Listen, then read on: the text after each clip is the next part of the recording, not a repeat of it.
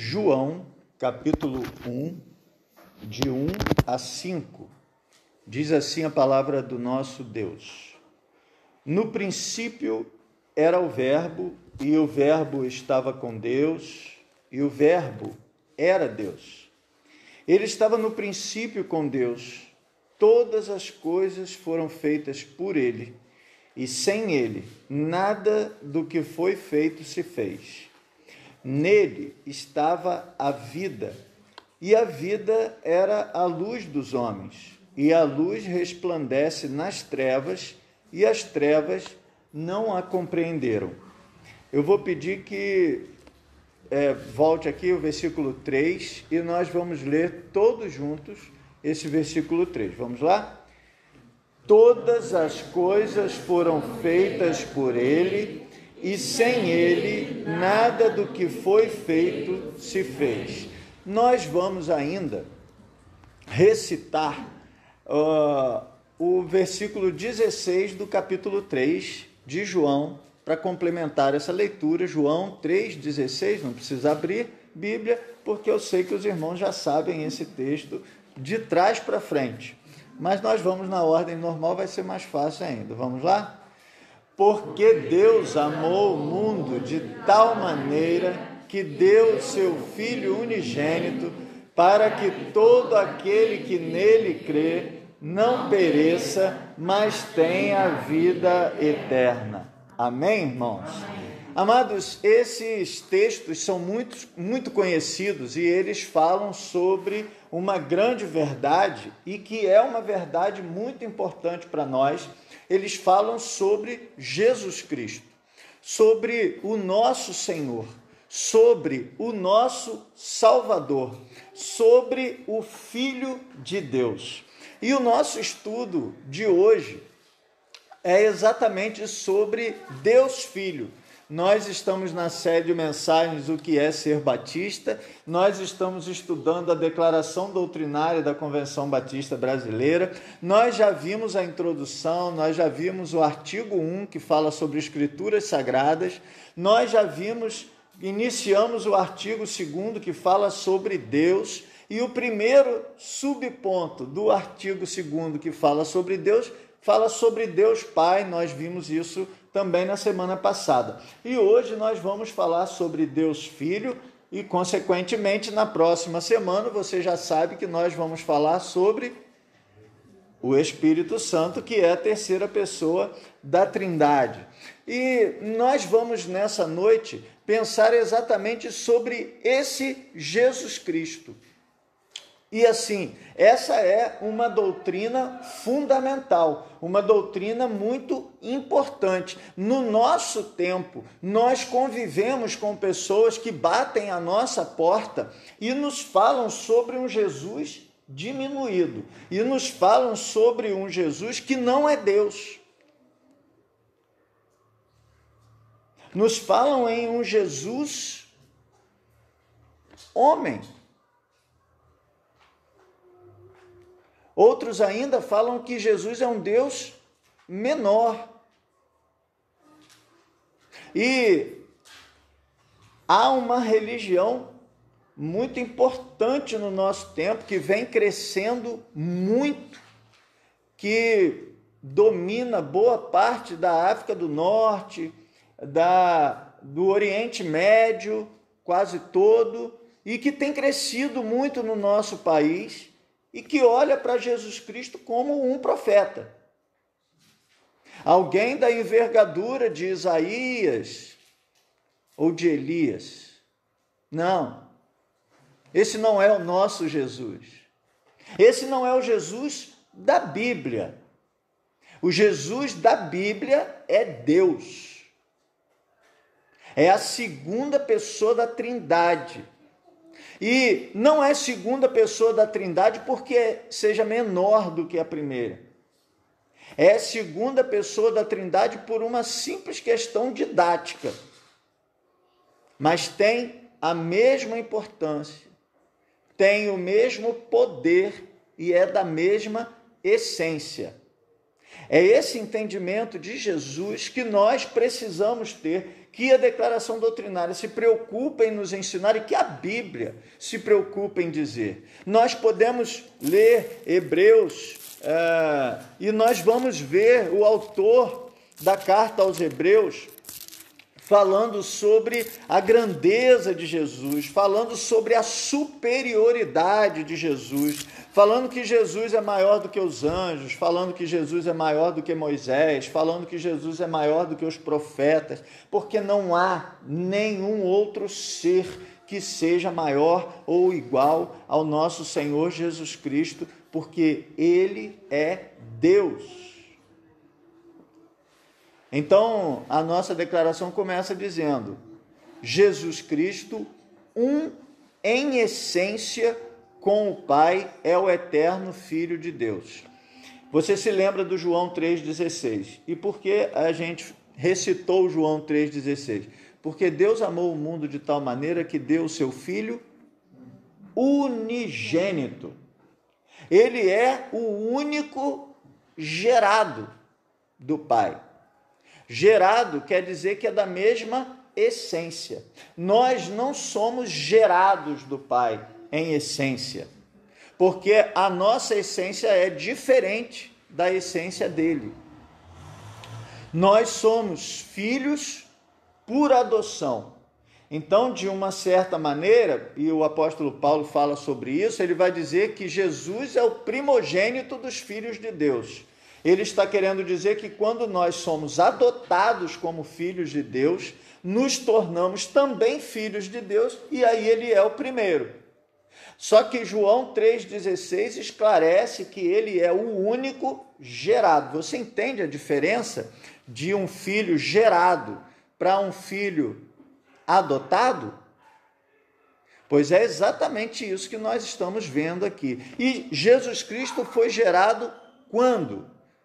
Na eternidade. Ele existe desde sempre. É importante a gente entender isso. Essa geração é na eternidade. Então não é assim, existia primeiro Deus Pai sozinho e depois ele gerou o Deus Filho. Não, isso aconteceu na eternidade, fora do tempo. Então, o Senhor Jesus existe desde sempre.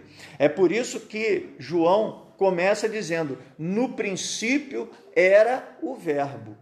Então, ele está se referindo a Jesus, o verbo aqui que ele se refere a Jesus.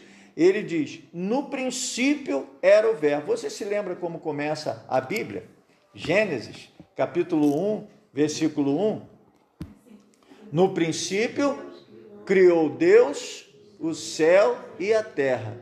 No princípio era o Verbo. O Verbo estava com Deus, o Verbo era Deus, ele estava no princípio com Deus. E veja o verso 3. Todas as coisas foram feitas por ele. Então, quando no princípio criou Deus o céu e a terra, nós olhamos para João 1,3 e vemos que foi Cristo quem fez todas essas coisas. Cristo é o ativo de Deus, é o executivo de Deus, é aquele que faz as coisas acontecerem, é aquele que realiza a obra de Deus na prática. É esse Jesus a quem nós adoramos e ele é o nosso Salvador. Então, Jesus Cristo, um em essência com o Pai, é o eterno Filho de Deus. Nele, por ele e para ele foram criadas todas as coisas. Abra sua Bíblia comigo em Romanos capítulo 11, versículo de número 36.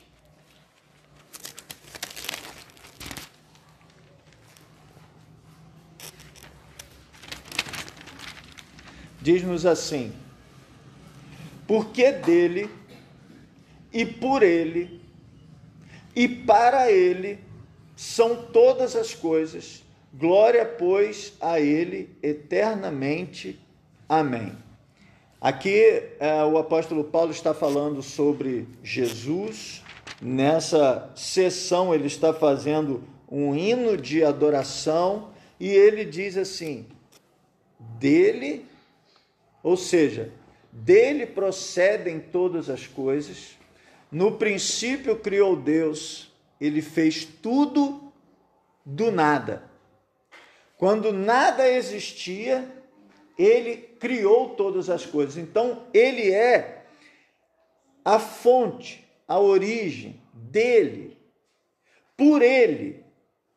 Ou seja, ele teve vontade e teve o agir para que essas coisas fossem feitas.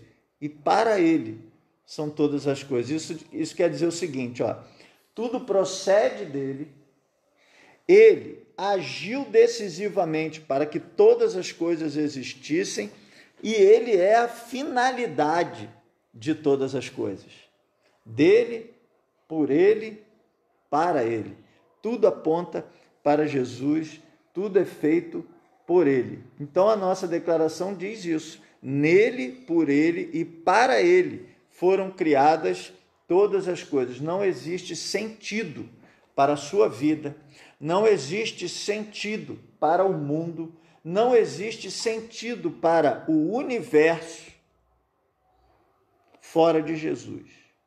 Ele é a finalidade da existência de todas essas coisas. Olha a grandeza do Deus Filho. Olha a grandeza de Jesus. Como pode alguém ler a Bíblia e dizer que Jesus não é Deus, ou que seja um Deus menor, ou que seja um homem, um profeta? Segundo, na plenitude dos tempos, ele se fez carne. Leia comigo Lucas 1,35.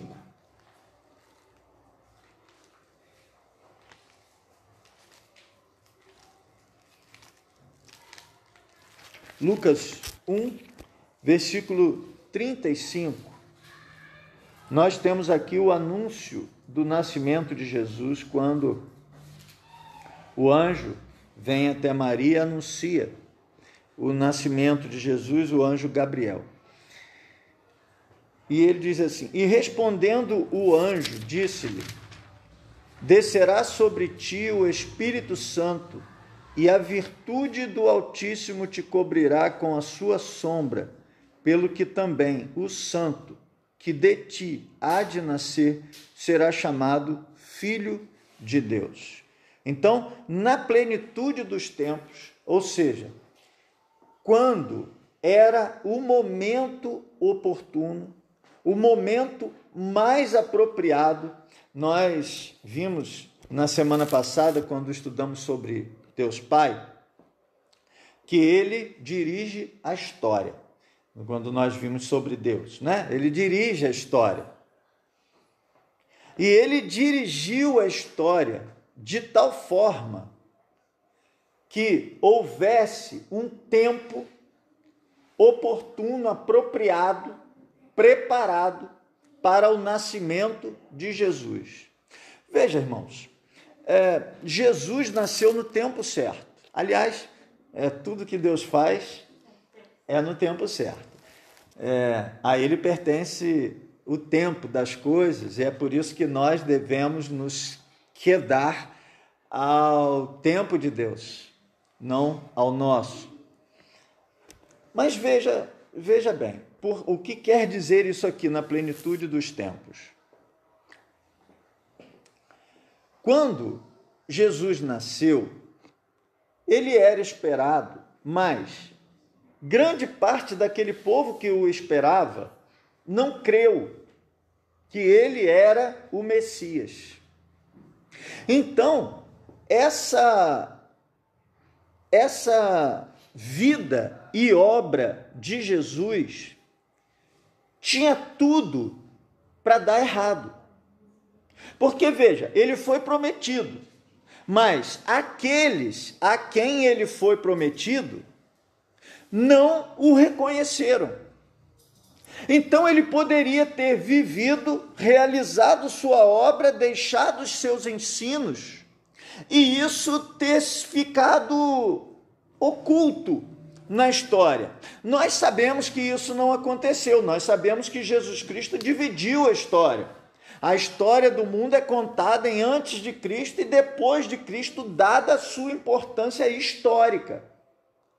Mas Jesus só a obra, a ressurreição, a salvação em Jesus Cristo só ganhou essa notoriedade, só ganhou essa divulgação no mundo inteiro porque havia um conjunto de situações envolvendo aquele tempo que fizeram isso ser possível. Então veja, o Império Romano, ele estava no centro digamos assim, dos cuidados de Deus para que a obra de Jesus ganhasse essa importância, notoriedade, fosse reconhecida em todo o mundo. Por quê? Porque o Império Romano abria estradas muito largas.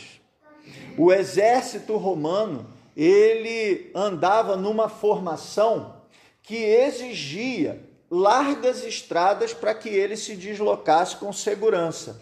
Por quê? Porque ele não era muito querido em todos os lugares por onde ele andava, porque era um exército que conquistava outros povos, então ele seria o tempo todo combatido por esses outros povos que conheciam melhor a região e que podiam armar ciladas para quando o exército passasse ali, fosse atacado. Então, o que o Império Romano fazia? Ele tinha uma formação, vários blocos, o exército andava em vários blocos separados por um espaço, havia tantas colunas de largura, tantas de comprimento e tantas colunas uma atrás da outra, e ele andava marchando naquela formação. Para isso, o império construía largas estradas por todo o império. Então, quando nós vemos, por exemplo, a obra do apóstolo Paulo, seria impossível sem essas estradas.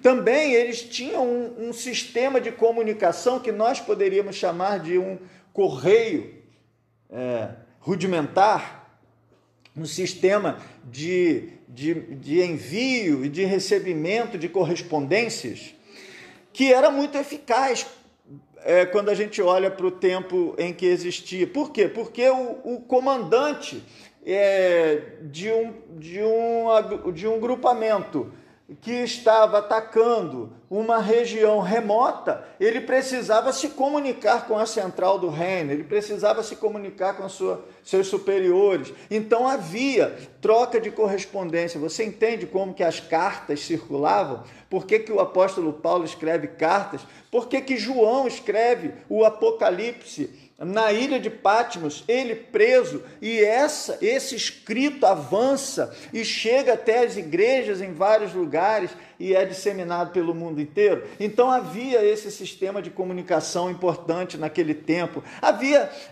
a chamada Pax Romana. Nós falamos sobre o exército, e esse exército era muito forte, muito poderoso, e subjugava os exércitos locais. Então acabava que pela imposição da força havia um clima de paz na maior parte dos lugares. Então as pessoas podiam ir e vir, transitar, falar uns com os outros, e aí isso facilitou que o evangelho fosse divulgado, difundido. O mundo falava praticamente uma mesma língua, havia uma língua universal. O grego era falado em todo o mundo. Nós vemos, por exemplo, que o Novo Testamento foi escrito originalmente quase todo em grego, um grego mais comum, mais coloquial, mas um grego que circulava em todo o mundo. Então, se você fosse em Roma, as pessoas sabiam falar um pouco de grego, e se você fosse em Jerusalém, as pessoas sabiam falar grego, se você fosse em qualquer lugar, as pessoas saberiam falar grego. Então havia uma língua universal. Isso fez com que a obra de Jesus não ficasse restrita ao lugar onde ele estava, mas ganhasse o mundo e se espalhasse do jeito que fez. Por isso, nós podemos dizer, na plenitude dos tempos, o Senhor escolheu o tempo certinho para isso acontecer. E na plenitude dos tempos, ele se fez carne, na pessoa real e histórica de Jesus Cristo. Então, nosso Senhor Jesus Cristo, ele existiu o Senhor Jesus Cristo andando inicialmente na Galileia, ao redor do mar da Galileia, depois ele se deslocou por outras regiões até chegar a Jerusalém e ali ser crucificado, ressuscitar ao terceiro dia e aparecer aos seus discípulos durante mais 40 dias e depois ser assunto aos céus. Isso aconteceu, isso é histórico. Eu, inclusive, tenho um grande amigo que hoje, graças a Deus, ele é um cristão como nós, e a primeira, digamos assim, a primeira experiência dele com Deus se deu através de estudo de história. Ele disse para mim, eu estava estudando história geral, e quando eu estava estudando história geral, sem que eu percebesse, eu tive que ler Romanos, eu tive que ler Atos, eu tive que ler a Bíblia. Porque a história apontou para a Bíblia. Jesus Cristo foi uma pessoa real e histórica, gerada pelo Espírito Santo, é o que nós vimos aqui em Lucas, capítulo 1, e nascido da Virgem Maria, sendo em sua pessoa verdadeiro Deus e verdadeiro homem. Então veja, Jesus Cristo, a pessoa,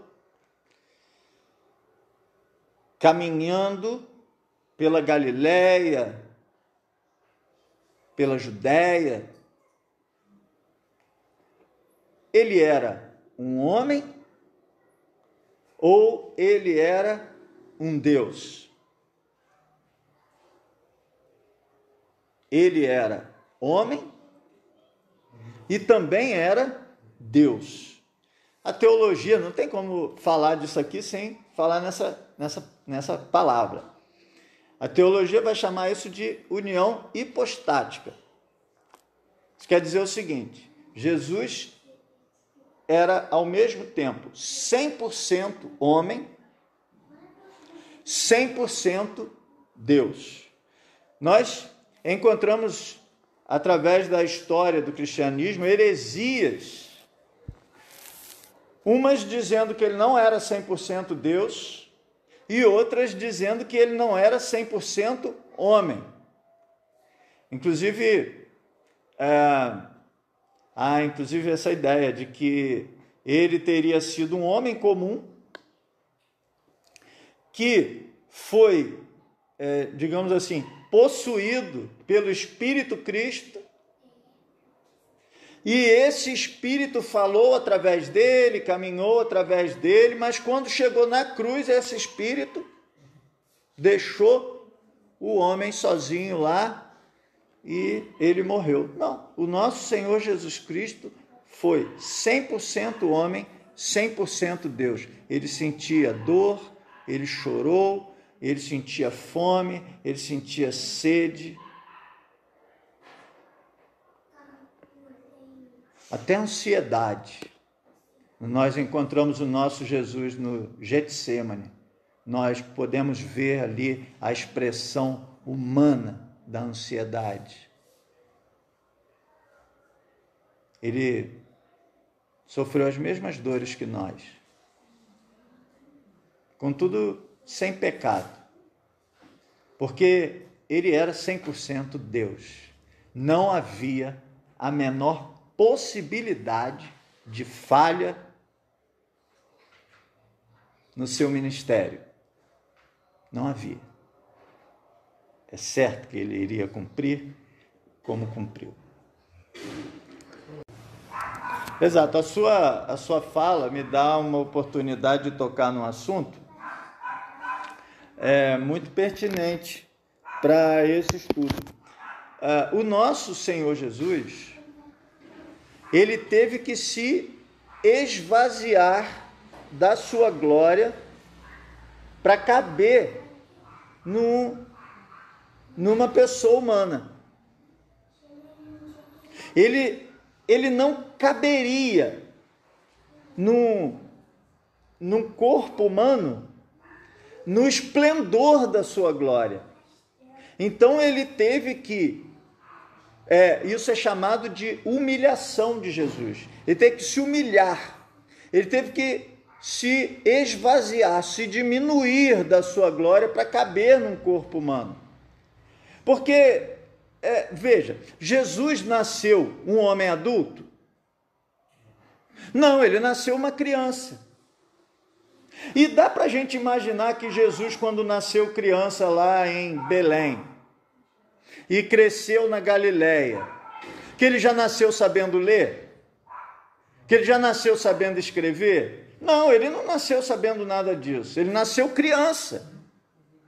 Eu vejo Jesus, criança, em Nazaré, correndo com as outras crianças, tomando até tombo. Acho que ele nunca bateu em outra criança, mas... Tanto é assim que os nativos de Nazaré tinham dificuldade de entender que ele era Deus, o Filho de Deus, o Messias. Porque ele foi uma criança, com certeza, absolutamente normal. Especial, sem dúvida. Mas uma criança. Não nasceu sabendo falar, não nasceu sabendo ler, não nasceu sabendo andar. Ele aprendeu isso no tempo que cada criança aprende. Se esvaziou, se humilhou para ser como nós.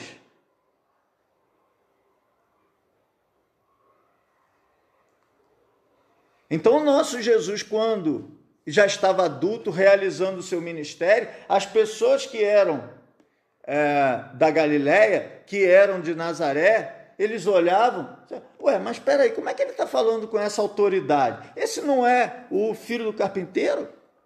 Que nós conhecemos também as suas irmãs e os seus irmãos? Como é que agora ele está falando dessa maneira? Perceba, nosso Senhor Jesus era 100% homem, 100% Deus, mas ele teve que se esvaziar para poder fazer essa união, chamada união hipostática. Beleza? Vamos seguir aqui. Jesus é a imagem expressa do seu Pai, a revelação suprema de Deus ao homem. Você se lembra de Jesus falando assim: quem vê a mim, vê ao Pai. Quando nós olhamos lá no Gênesis, na criação do homem, façamos o homem a nossa imagem, conforme a nossa semelhança. Então, Jesus Cristo é a imagem expressa do seu Pai, a revelação suprema de Deus ao homem. Ele honrou e cumpriu plenamente a lei divina e revelou e obedeceu toda a vontade de Deus. O nosso Senhor Jesus, ele nos explicou que ele não veio para revogar a lei, mas ele veio para cumprir a lei. A lei de Deus, expressa no Antigo Testamento, pelos judeus chamada Lei de Moisés, essa lei apontava para Jesus. Era uma lei cheia de sacrifícios, mas esses sacrifícios apontavam para a pessoa de Jesus. Por isso Jesus veio e cumpriu toda a lei, de tal forma que nós não estamos mais debaixo da lei. Por quê? Porque essa lei já foi cumprida na obra e na pessoa de Jesus. Identificou-se perfeitamente com os homens, sofrendo o castigo e expiando a culpa de nossos pecados, conquanto ele mesmo não tivesse pecado. Imagine você que Jesus Cristo não sentisse dor.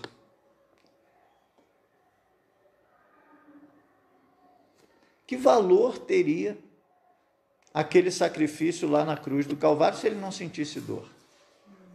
Se ele não estivesse limitado com as limitações que nós temos?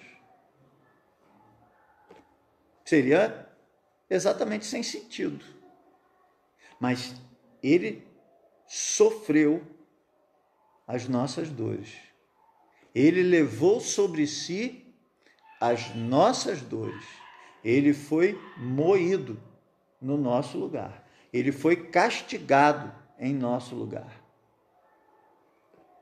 Ele identificou-se perfeitamente com os homens, sofreu esse castigo, expiando assim a culpa dos nossos pecados, conquanto ele mesmo não tivesse pecado. Então, assim, isso é um dado muito importante. É claro que nós sabemos disso, eu não tenho dúvida que os irmãos sabem disso, que o nosso Jesus não tinha pecado. Não tinha pecado, ele nunca pecou. Ele nunca pecou. Ele não merecia aquele castigo. E é exatamente porque ele sofreu aquele castigo na sua inteireza. Ele sofreu aquele castigo e ele bebeu aquele cálice até a última gota, sem merecer, no lugar de quem merecia. Ou seja, no meu lugar, no seu lugar, no lugar de todo aquele que crê nessa obra. Para salvar-nos do pecado, morreu na cruz, foi sepultado e ao terceiro dia ressurgiu dentre os mortos.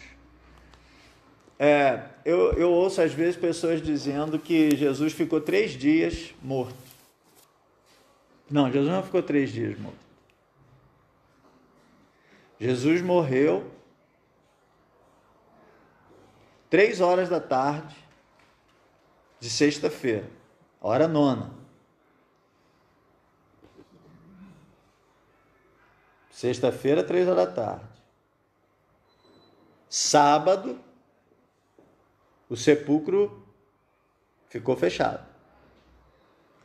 Domingo, de manhã, as mulheres vão ao sepulcro para cuidar do corpo. E quando chegam lá, elas já encontram o sepulcro vazio. Então Jesus não ficou 3 dias morto. Ele ficou 1 dia e mais algumas horas. Mas por que fala ao terceiro dia? Qual é o primeiro dia? O dia da morte, sexta-feira. Qual é o segundo dia? Sábado. Qual é o terceiro dia? O dia da ressurreição, domingo, primeiro dia da semana. Por isso nós celebramos a ressurreição de Cristo todas as semanas.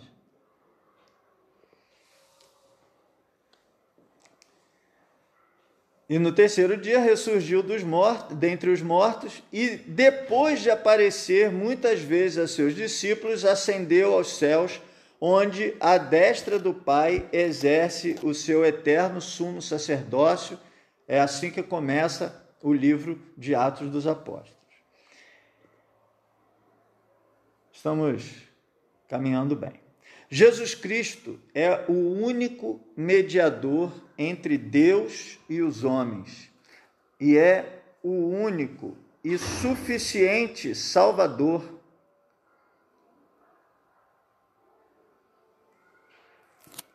E Senhor. Abra sua Bíblia comigo em Hebreus.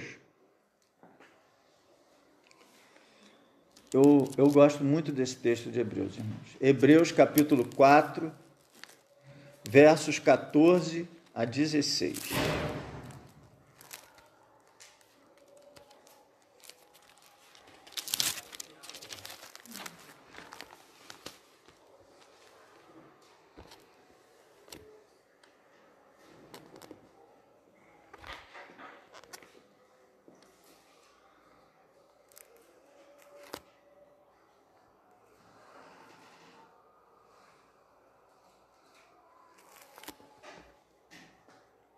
visto que temos um grande sumo sacerdote, Jesus, Filho de Deus, que penetrou nos céus, retenhamos firmemente a nossa confissão.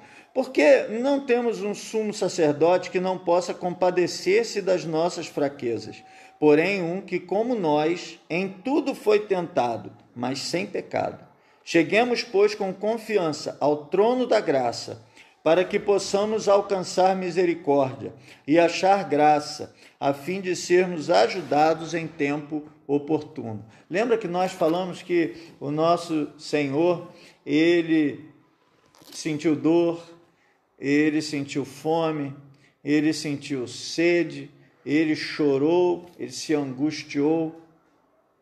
Então, quando nós chegamos a ele com nossas dores, quando nós chegamos a ele com nossas mazelas, com nossas ansiedades, com nossas tristezas, com nossas preocupações, ele não é alguém distante, que desconhece esses sentimentos, essas sensações. Não, ele é alguém que conhece, ele viveu isso. Ele sofreu isso. Então, quando nós abrimos o nosso coração, chegamos diante dele, ele ouve com identificação. Ele ouve com compaixão, ele consegue sentir o que nós estamos sentindo. Ele não é alguém alheio. Ele não é alguém que não possa compadecer-se das nossas fraquezas, mas, como nós, ele também passou por elas. Então, Jesus Cristo é o único mediador entre Deus e os homens, porque ele é Deus. Mas ele é o Deus que se identifica conosco. Ele não é um Deus no Olimpo. Não. Ele não é um Deus alheio à nossa realidade. Ele é o Deus conosco, ele é o Deus presente. Por isso ele é o único mediador, porque nenhum outro poderia ser um mediador tão capaz como ele.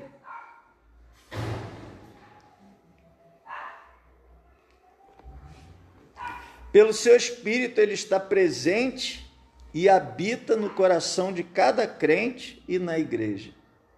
Ele não nos abandona. Eis que eu estarei convosco todos os dias. E a gente olha para esses todos os dias e sabe que essa expressão é ainda mais profunda. Poderíamos dizer todas as horas, todos os minutos, todos os segundos, todos os milésimos de segundo, Ele está conosco.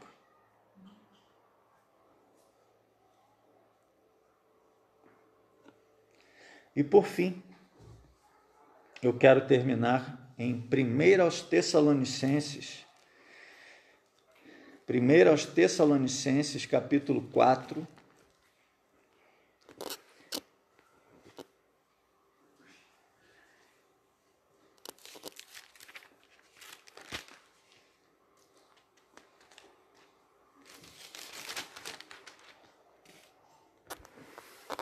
de 13 a 18.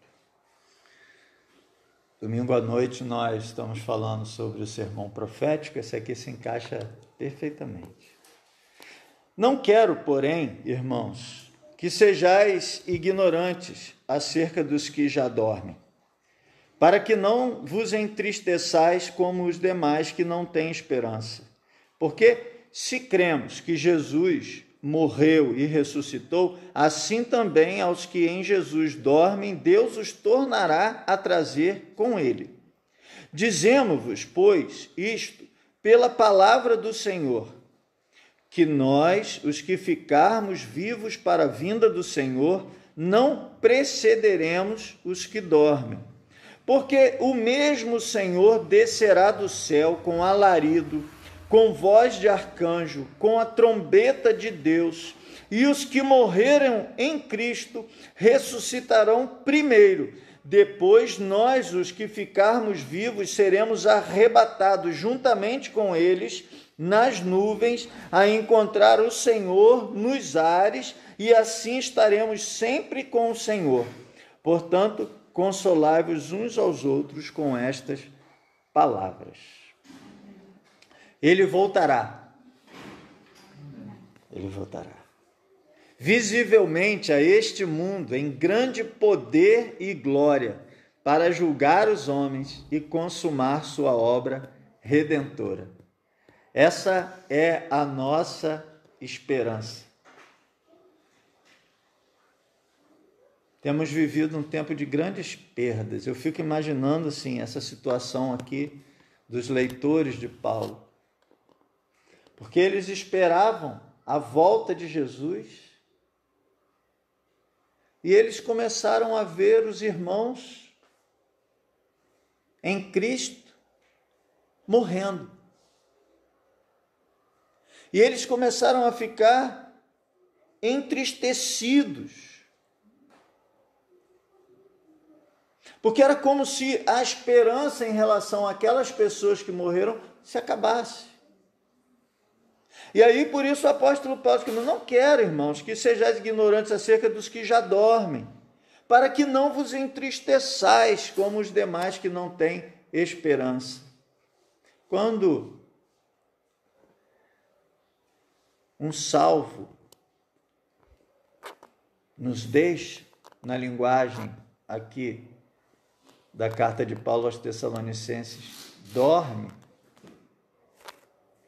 nós que temos a mesma esperança, não damos um adeus, damos um até logo. Porque Jesus Cristo voltará a este mundo com poder e glória e consumará sua obra redentora. Esses nossos irmãos vão voltar com ele e nós, os que ainda estivermos vivos, nos encontraremos com eles nos ares e com o Senhor, para vivermos para sempre na glória celestial que nos está preparada. Amém?